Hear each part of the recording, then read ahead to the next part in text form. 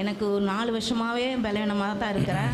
ஐயா சொன்னது எல்லாமே எனக்கு ஒன்று கூட ப்ராப்ளம் இல்லாமல் இல்லை. அந்த கால் எரிச்சலும் இருக்கும், பேக் பெயின் ஃபுல்லாகவே இருக்கும். ஆனால் இப்போ எனக்கு மேல் முதுகு மட்டும் வலிக்கலை, இது தான் வலிக்குது.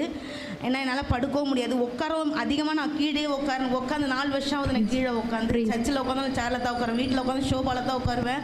நான் சாப்பிடும் போதுக்கு அந்த 10 நிமிஷம் உட்காந்து தாங்கி உட்காருவேன். பின் மண்டை ரொம்ப வலிக்கு, திடீர்னு சாப்பாடு வச்சுருவேன். அந்த பின் மண்டை எங்கள் வீட்டில் சொன்னால் நம்ப மாட்டாங்க, எனக்கு எப்போவுமே பின் மண்டை வலிக்குமா, எனக்கு கிருன்னு வலிக்கும். ஆனால் நான் வரும்போது வழியில் தான் வந்தேன், காலையிலேருந்தே எனக்கு பின் மண்டை வலிச்சு. நான் குளிச்சுட்டு வந்தோன்னுமே எனக்கு தலைவலி வந்துருச்சு. நான் மறுபடியும் நான் அதை யார்கிட்டே சொல்லலை, நான் வந்தேன். ஐயா எனக்கு சொன்னேன், நான் ஃபஸ்ட்டு எழுந்து வரலான்ட்டு நான் நடந்து வந்தேன். நடந்து அந்த இடத்துல வரும்போது என் தலையிலேருந்து ஏதோ ஒன்று கீழே இறங்கின மாதிரியே இருந்தது. எனக்கு பின் மண்டை வலிக்கலை. நாங்கள் உட்காந்துருந்தேன், சிஸ்டர் கேட்டாங்க சாட்சி சொல்ல வாங்கன்னு. நான் வரக்கூடாதுன்னு இல்லை, சாட்சி சொல்லணுமே, அது உண்மையாக இருக்குமான்ட்டு என் தலையை நானே சோதித்து பார்த்தேன். இப்போ எனக்கு தலைவலியே இல்லை. காலையில் வரும்போது என் தலை சுத்தலோடு தான் வந்தேன்.